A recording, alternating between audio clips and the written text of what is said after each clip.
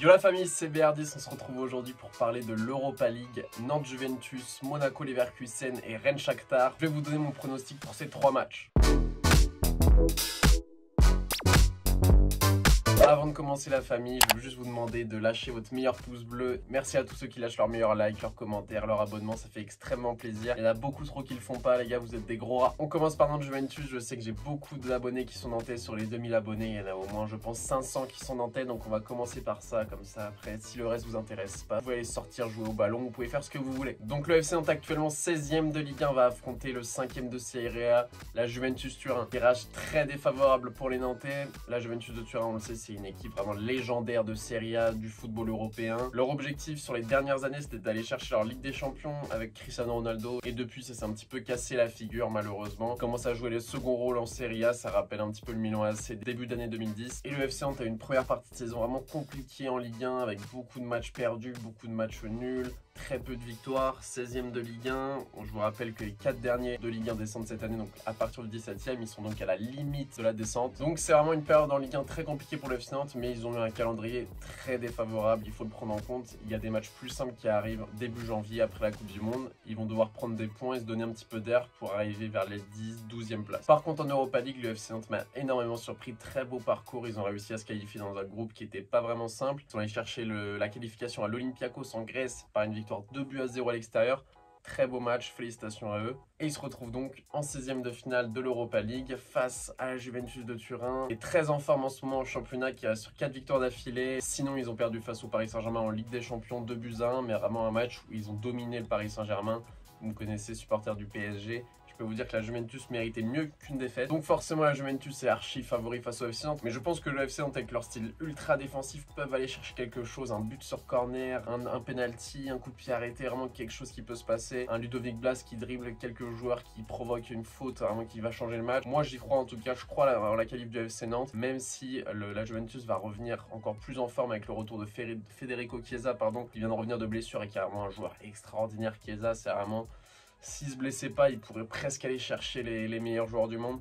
Il est vraiment extrêmement fort. Face à eux, en tout cas, j'espère qu'il sera absent. Donc je vais mettre la qualif du FC Nantes, mais c'est plus le côté chauvin qui parle qu'autre chose, parce que vraiment la Juventus est archi favori. Ça serait vraiment un exploit des Nantais s'ils allaient chercher la Juventus. On passe au second match, la famille, on va passer au match de Rennes. Rennes-Shakhtar, et là je vous donne mon pronostic directement, je vois une qualification du Stade Rennais. Pourquoi? Parce que le Stade Rennais, c'est vraiment l'équipe qui me fait le plus plaisir à regarder jouer en Ligue 1. Et le Shakhtar, les gars, ils sont même pas premiers de leur championnat. Si je regarde bien, ils sont 2e de leur championnat. 5 points de retard sur le Dnipro, un club inconnu. Donc le Shakhtar n'est même pas un grand Shakhtar cette saison. Le Stade Rennais, lui, par contre, est vraiment phénoménal. 3e de Ligue 1, 5 points de lance là, à la seconde place. Mais le Stade Rennais, c'est énormément de buts marqués. C'est un jeu très explosif. C'est du Martin Terrier devant avec du Arnaud Kalimuendo, du Amine Gouiri. C'est vraiment une attaque de feu. J'adore cette équipe et j'y crois beaucoup. Malheureusement, on sait que les clubs français en Europa League et en Conference League et même en Ligue des Champions, pour être honnête, on sait très bien que les clubs français, dans toutes ces coupes d'Europe, on a beaucoup de difficultés, on est souvent moqué, on est souvent traité de Farmers League, puisque dès qu'on arrive en Coupe d'Europe, on fait de la merde, surtout en Europa League. Donc j'espère que le Stade Rennais va changer cette donne et va faire un très beau parcours en Europa League, et pourquoi pas aller chercher cette Europa League au moins un quart, au moins un demi, vraiment pour engranger des points UEFA. Moi j'y crois beaucoup en la qualification du Stade Rennais. Parmi les 3 matchs, c'est le match où je suis le plus sûr de moi. Pour moi, le Stade Rennais va se qualifier. Le Shakhtar, j'y crois pas. Le Shakhtar, c'est la Ligue des Champions, rien. L'Europa League, ça les intéresse pas. Dernier match, l'AS Monaco face au Bayer Leverkusen. Là, un match un peu plus serré. L'AS Monaco qui a des difficultés en Ligue 1. Le Bayer Leverkusen qui a énormément de difficultés en Bundesliga. Vraiment un match très difficile à pronostiquer. L'AS Monaco qui est en forme en ce moment, qui sort de 2 victoires, donc qui est 5e du championnat de France. Le Bayer Leverkusen qui a gagné son dernier match de championnat et donc qui a remonté à la 14e place, qui est sorti de la zone rouge, qui était presque lanterne rouge du championnat. Vraiment une équipe assez catastrophique cette saison. Beaucoup de buts encaissés, énormément de buts encaissés.